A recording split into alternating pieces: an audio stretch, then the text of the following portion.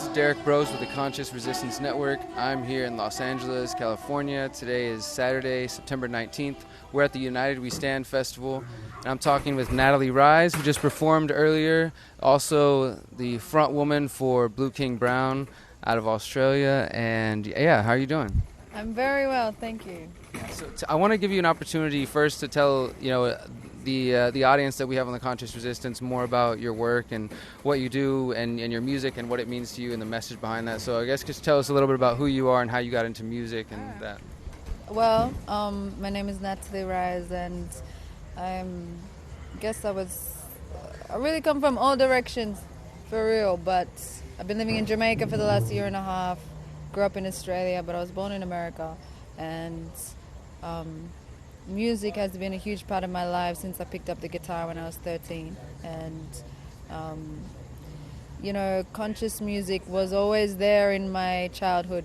I have to give thanks to my mother for having great taste in music. She brought me up on everything from like Bob Marley, Peter Tosh, Jimmy Cliff, Judy Mowatt to like Santana, who's another like one of my heroes, and Aretha Franklin and everything. So music has been a big part of my life for ever since. Blue King Brown, my group in Australia, we sort of started off as a street. I was a percussionist on the streets of a town called Byron Bay, and then we moved to Melbourne, which is a very multicultural city, and sort of recruited members to play in Blue King Brown. And Blue King Brown have done a lot of work in Australia and around the world with our music. It's not strictly reggae, it's more a mix of reggae, Afrobeat, Latin, very percussive. We took that percussive element from the street and kept it alive throughout our stage shows with Blue King Brown, often with two percussionists. And so I think what Blue King Brown is known for in Australia is really our, for on one side, music you can dance to, but also music with a message. And the message is evolving, as are we. We are all evolving consciousness, and the more we grow and learn, the more our reality shifts, and so the more our message changes, to adapt to what we see as truth. And with myself as like the lyricist of the group, definitely just especially over the last like 5 years, Blue King Brown has been together 10 years now, but especially over the last, and we came out strong with very at the time what they call political song. Our first big single in Australia is called Water, and it was about Indigenous land rights, Indigenous Australian land rights, and not many people are singing about that at that time, and still not today. But it's something that, like, the relationship between the government of Australia and Indigenous people has always just been poor. Australia is the only Western democracy without any treaty of any sort with their Indigenous people, the only one in the world. And, the atrocities and campaign of genocide that was perpetrated against Indigenous Australians is very similar to what happened in America as well. And my father's heritage is Native American from Southern California, on a side note. So recognizing Indigenous struggles around the world has been a strong part of what my music and myself, what I'm about. Our first song, Water, was like the big song that broke us in Australia and spoke about Indigenous land rights. And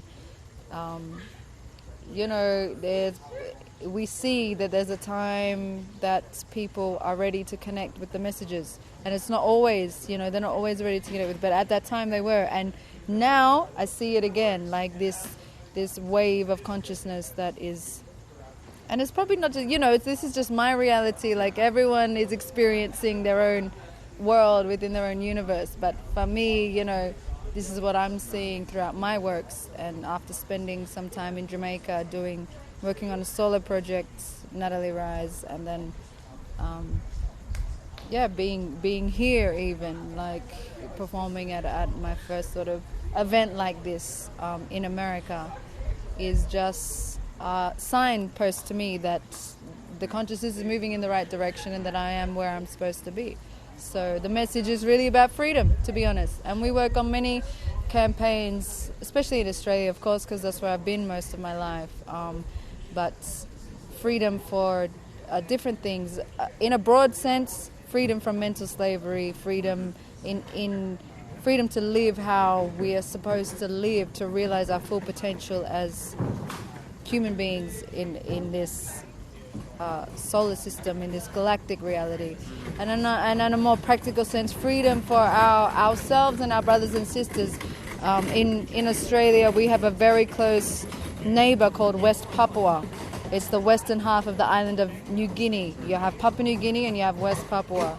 Well, we have been working very closely with the West Papuan community to raise awareness about their struggle for freedom. And it's a big question you ask. I could talk for hours. No, go ahead. To me, like I was telling you earlier before we were talking, that to me, Indigenous rights, and not just in America, of course, but when people start to recognize it's important, it's definitely important for me to get people to realize it's not just something to look back in the past about, oh, how horrible Indigenous people are treated, but it's still happening today. It's going on right now. This is the thing. And with West Papua, it's like 250 kilometers from Australian waters, right? This is like been an ongoing, this is like what has happened in the past, but it's happening now. So what happened in Australia, this campaign of genocide, of brutality, oppression, militant violence, is something that we have seen in the past, but actually, as a matter of fact, that's happening right now in West Papua. And West Papua now is home to some of the most beautiful, friendly, kind, music-loving, just amazing people, Melanesian people. Indonesia invaded West Papua when they were set up for freedom by the Dutch. It was a Dutch colony, and what happened was in 1961, Indonesia invaded as the Dutch were handing it over to Papua for their independence. And of course, the UN was there, America was there, and as you could predict, the reason is they're very rich in resources. Wherever there's the largest gold mine on the planet, second largest copper mine in the world. This small island has all these resources, and so of course the Indigenous people are going to get fucked, you know? And that's how it has always been, but what is important to remember that's actually what's still happening now. And so very much so that struggle has been silenced. No media is allowed into West Papua. Like, you can't go there. No cameras, no nothing. To get stories out of Papua is very difficult, but people are doing it. And so we work with the community that have fled from Papua, refugees that have fled there and found asylum in Australia. We've been lucky enough to just connect with them, and actually I have two West Papuan sisters who tour with me now, and their father was one of the most well-known musicians in Melanesia. He's since passed, but he was part of a group called the Black Brothers, and the Black Brothers sang songs of freedom in West Papua at the time when their oppression was at its, not at its height because it's still happening right now, but oppression was very brutal, and they carry the torch of his music. Because they sang songs of freedom, the whole band and all their families fled Papua. And that just shows you the power of music. When the government sees that, those guys are actually saying something and people are connecting with the music, they freak out. And so they actually had to leave West Papua in order to, sustain their families and to live. They found their way to Australia, and give thanks every day that I managed to connect with that community and sing with the sistren that I sing with now, and to collaborate with people that have that message and musicians that have that meaning, which is why events like this are so important to me, because you actually get to meet and see other people like you, it's like...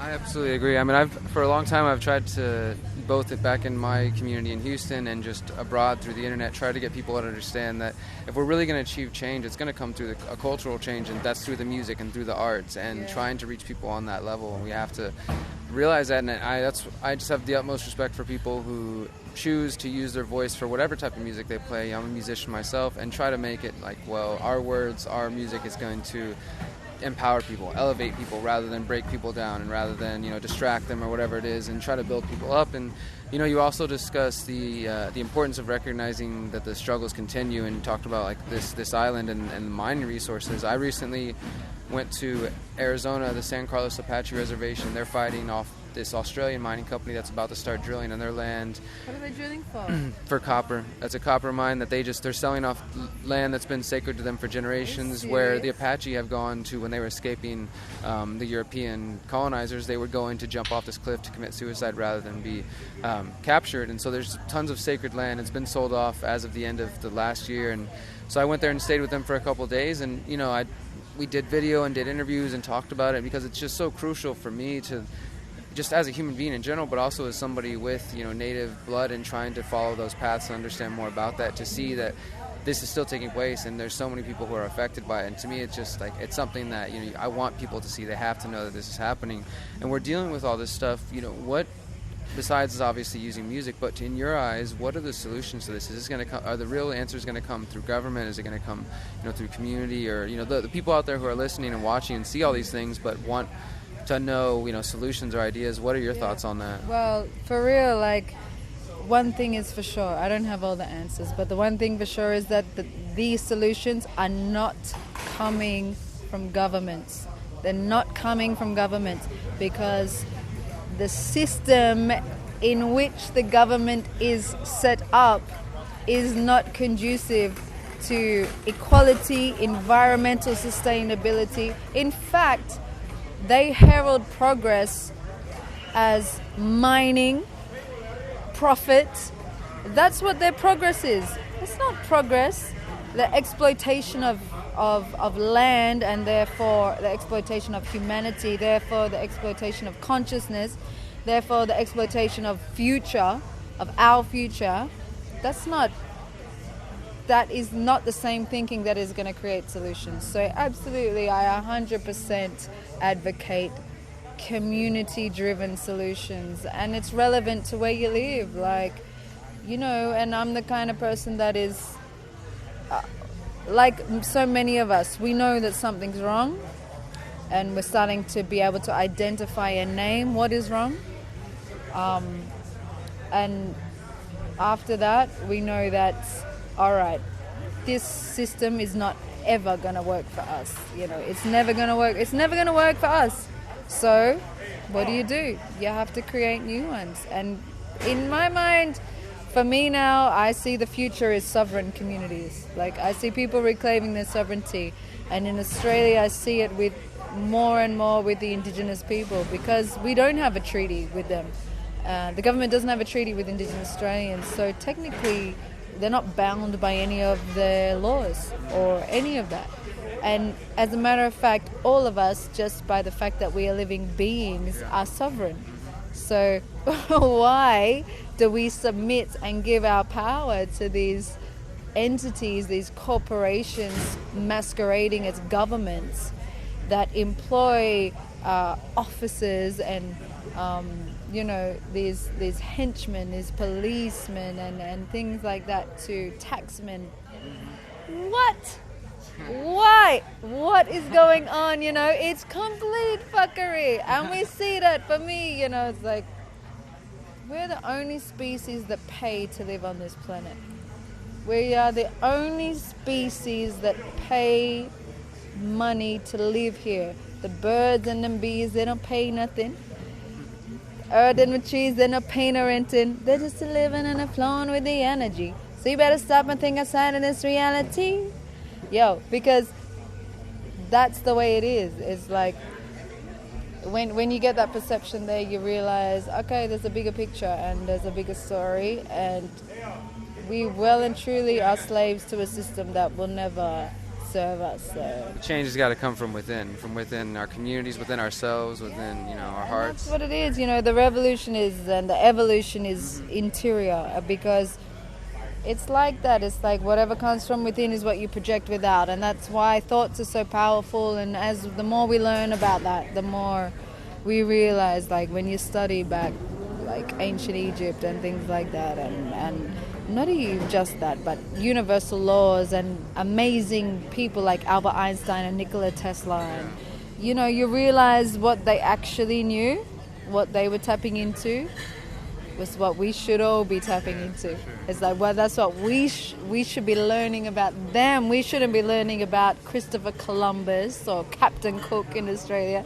Like Peter Tosh said, you teach the youth about Captain Morgan, he said he was a very brave man, but them are pirates, they stole your freedom.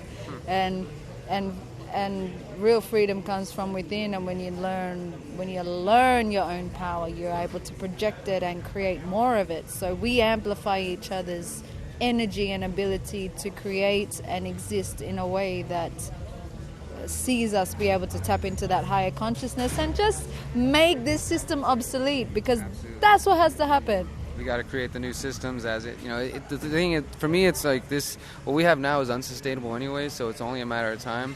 But those of us who see what's going on, we can help our brothers and sisters and spread information through music, through journalism, through all these different avenues, and start creating the new system so that we can transition towards something that's going to be more sustainable. It's going to be respect the environment, respect all nations, animal, plant nations, people nations, stone nation, everything, all life in all its forms, and really create something better.